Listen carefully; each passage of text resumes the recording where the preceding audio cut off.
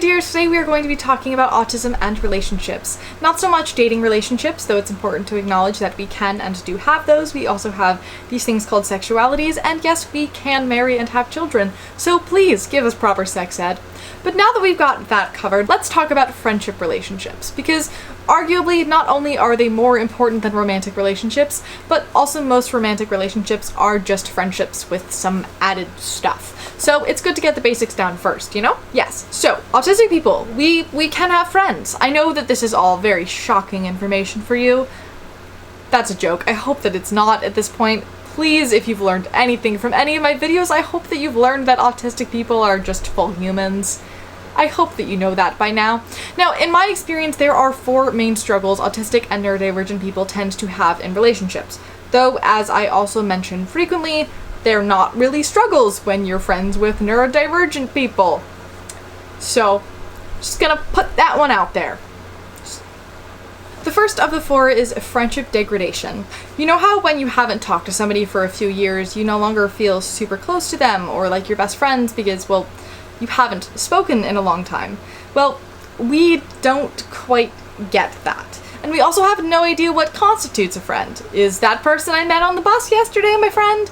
How about the person I've been texting for 3 days straight? Or the person I always sit next to in biology class? I have no clue. And since we struggle with object permanence, we will also often forget that people exist if we haven't seen them in a while, and will therefore forget to contact them. And then when we do remember that they exist, we think that perhaps they are mad at us for ghosting them, and so then we just don't talk to them ever again.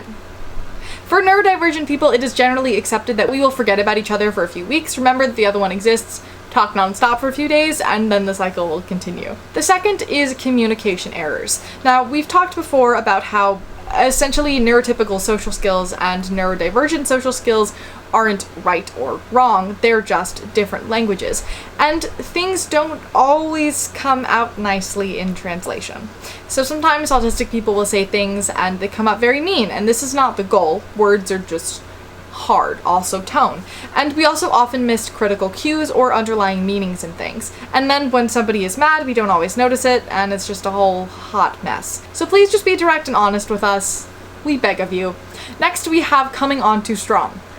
This one is my entire childhood. Basically, we have this tendency to have a new person become a special interest. We just get really, really excited because thus far this friendship is going great, and we want to get past the getting to know you bits so that we can get to all of the friend bits. Not to mention that we get so excited that we can't stop thinking about them, so we text them constantly, we talk to them constantly, we want to hang out with them 24/7. Some people see this as sweet and caring and loyal and passionate and whatnot, and others see it as being too much and being vaguely stalkerish. Which is valid, but it's just us being excited and not picking up on the social cues. And then lastly, we have boundaries. And this one was my biggest issue until very, very recently, and I'm going to be completely honest about it. For most neurodivergent people, this is the biggest issue. And it directly ties into the fact that we are statistically more likely to be in abusive relationships and friendships. First of all, when people set boundaries, it's rarely phrased as, hey, I'm setting a boundary and it's this, or I would like if you stopped doing this because it makes me feel this. So you may have thought that you've set a boundary with us, and we've completely missed it. We also typically have a hard time setting boundaries because we're so used to masking and feeling permanently uncomfortable that we don't realize when the discomfort is more than usual or at a concerning level. And on top of that, because autistic people are very used to our boundaries being violated, we don't really realize when we do that to other people because to us that's just normal life. We don't think we're doing anything wrong when to the other person we've completely broken their trust, and we have no idea. And while we're on the topic of abuse things, content warning obviously, it's important to acknowledge that we are very used to being gaslit and told that what we're feeling isn't real, and that we're too sensitive. So we stop trusting our own thoughts and feelings, which then sets us up for not great situations as well. In my life, I've had a lot of really manipulative people be terrible to me for several months until somebody just went, hey, they're faking being your friend, and then all of the pieces have clicked into place. We genuinely think that everybody has the best intentions. It's also super difficult once we've acknowledged that someone is an abuser because we don't deal with change well. Not only do we have to reframe that person in our heads as the new one that they've proved themselves to be, but we also have to change our lifestyle in order to cut them out of our lives.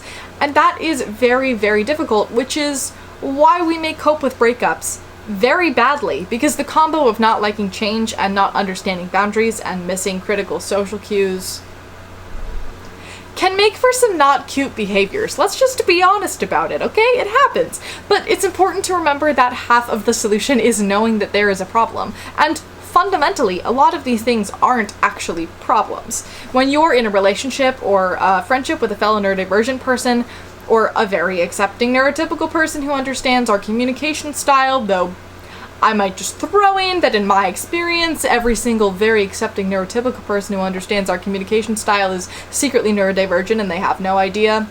I've genuinely never seen a true neurotypical to neurodivergent relationship work. Doesn't mean that it's not possible, but I've never seen it. But I digress. Back to the main thing. There's this whole idea that autistic people need to learn social skills, but ours aren't defective, they're just a different language. They're just autistic social skills. So we shouldn't have to change ourselves for other people. But at the same time, we do live in a society where being neurotypical is the norm, which means that you need to at least know a bit of the language. You don't have to change yourself if you don't want to, but if you know what neurotypicals are expecting from you and what your own strengths and weaknesses are, communication across neurotype will be a whole lot easier. Last spring, I took some time to read about neurotypical social skills, and I learned about what people expect, and I took tons and tons of notes, and I actually learned a lot. Some of the things, such as how to set boundaries and why, I actually liked, and I added them to who I am today and how I work as a human. Other things didn't feel so natural, so I didn't add them. But now when they come up in conversation, I know what people expect of me and how I can change their expectations to be a little bit more inclusive. I'm thinking of starting a social skills series, which I think I've mentioned before, where I go through the different things that I learned and explain them in a way that makes sense for the neurodivergent mind. Because a lot of the things that I learned from this, people have actually been trying to teach me for years, but it never made sense until I read them in a book written by an autistic person. It'll probably be a bit before my first video in the series is up, so I will add some sources for you in the description if you are eager to get started. But let me know what topic, what part of neurotypical social skills you want to learn first. And flirting will not ever come up because no amount of teaching will ever fix the fact that I don't know how to flirt. I'm so sorry. But for the neurotypicals here, what can you do? Well, first of all, relationships take two people. We each carry 50% of the load. So learn our language too and meet us halfway. Learn about neurodivergent communication, which you can check out in this video over here, and try to understand where we are coming from. It shouldn't all be our responsibility. You can also be an ally by picking up on social cues that we may miss. For example, if you see your autistic friend is being taken advantage of, kindly point that out to them. If you see somebody making fun of us, say something. I promise you that we may not know what they're making fun of specifically, but we do know when it's about us. So help stand up for us. Also, make your communication clear and obvious. As I mentioned earlier, I have no idea how to flirt or how to notice flirting. So please, for the love of goodness, just say, "Hello, I am attracted to you." It's not hard, it's very clear, and beating around the bush is stupid and we get lost. Also, for autistic people who are unsure about it, people find it very endearing if you just say, "Hello, are you flirting with me? Because I am not sure." I'm not sure why, but people think it's very cute and it's also quite effective.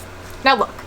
In our world, the autistic people are seen as socially defective and neurotypicals as normal, but it's not that way, and it doesn't have to be that way. So let's work our hardest to make things accessible for all neurotypes. And that, my neurotypical friends, is your responsibility too. It's not just ours. Anyway, I hope that you learned a thing. As always, thank you for listening, thank you for learning, and remember, your story isn't over, it has only just begun. I look forward to seeing you in the next one.